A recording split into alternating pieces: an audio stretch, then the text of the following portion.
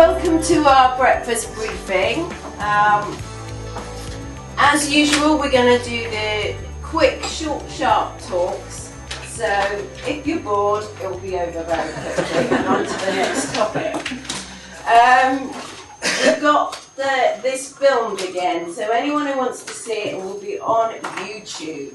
And we're going to have a competition who's been seen the most on their videos. I think from previous chances, I think John got up to 50, so we're going to be famous.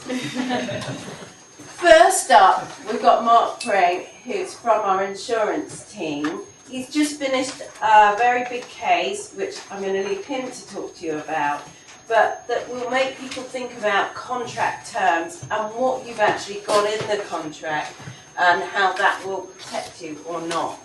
Welcome everyone, and thanks very much for attending. We, AG, have been acting until recently for Rathbones, the wealth management group, as well as an individual trustee, and I'll come back to that because the facts are slightly complex, but I'll simplify it. In litigation here in England, but also monitoring Jersey litigation and the interplay between the two.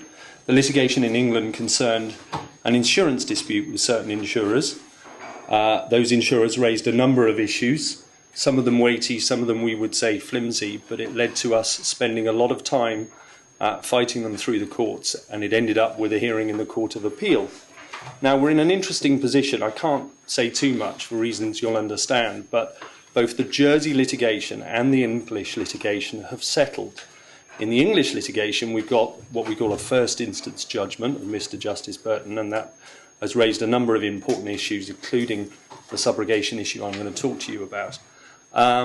But we have asked very respectfully and politely the Court of Appeal to continue to publish its judgment, even though the case has settled. That's because we believe this subrogation issue is of sufficient public interest, sufficiently in the interests of justice, for them to carry on and publish, and the Court of Appeal and other courts have been known to do that, particularly where particular cases are sufficiently advanced and they feel, as I say, that it is in the interests of justice to do so.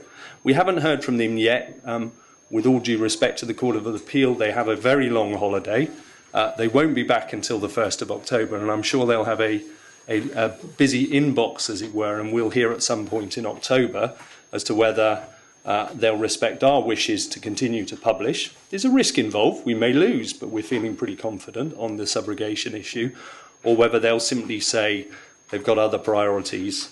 It's not quite in the interest of justice in the way we say, and they'll move on. But that's an interesting scenario where the case is settled, but we still think there are certain facts, certain legal issues that need resolving.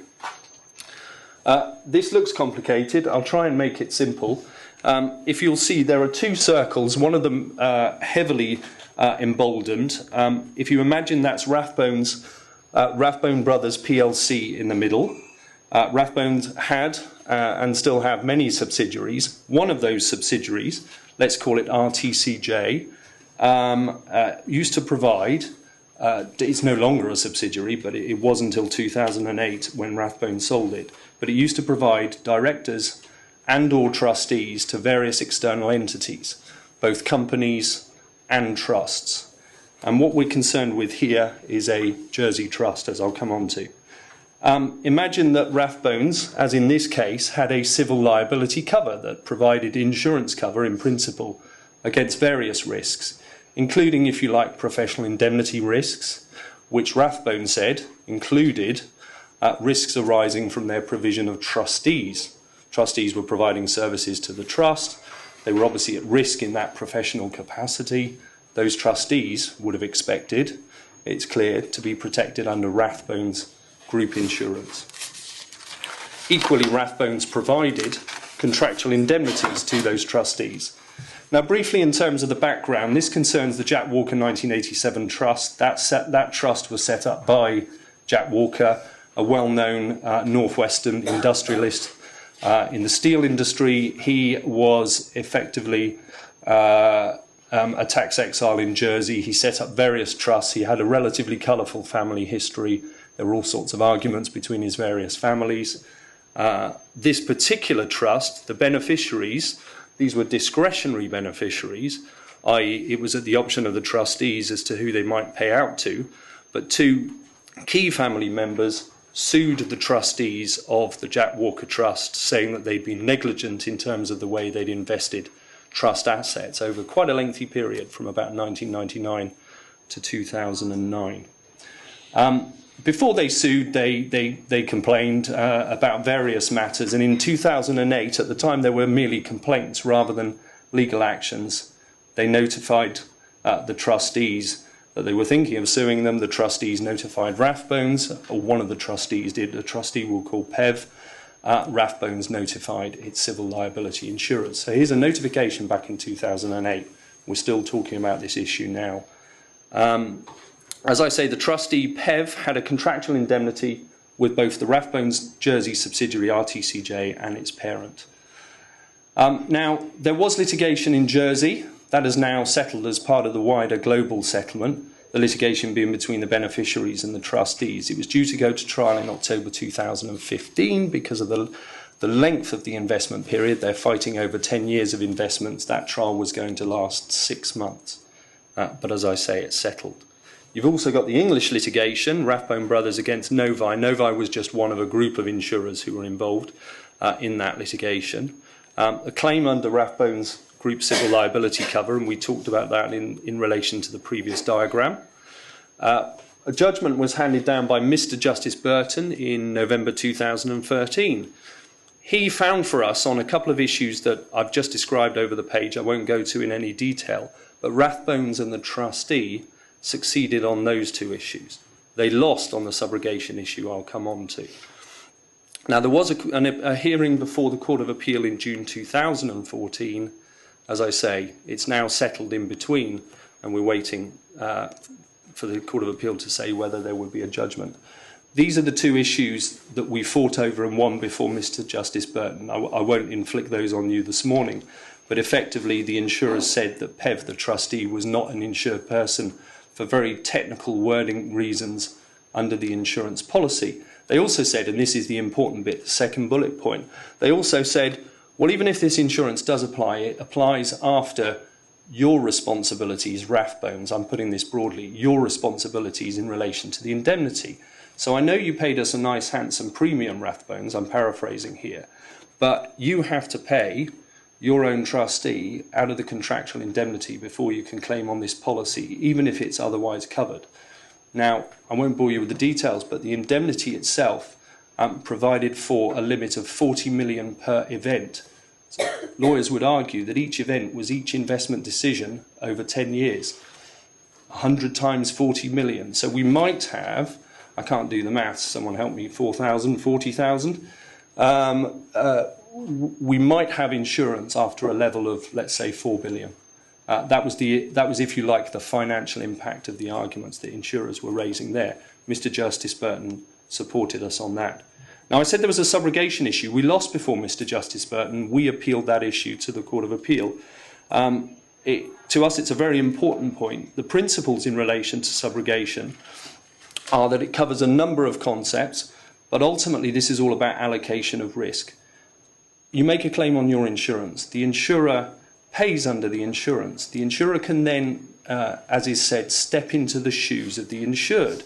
So if in fact there's a ne'er-do-well third party who should really be paying rather than the insurer, then the insurer steps into the insured's shoes, sues in the insured's name that third party who may have caused or contributed to the loss. That's the key element, if you like, of subrogation in the insurance context.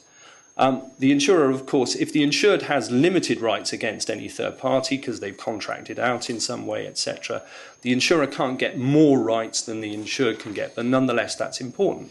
So in this case, the insurer said, well, if we pay you, if we pay defence costs, for instance, we can immediately step into your shoes, PEV, the trustee here who's being sued in Jersey, we can step into your shoes and go against any appropriate third party.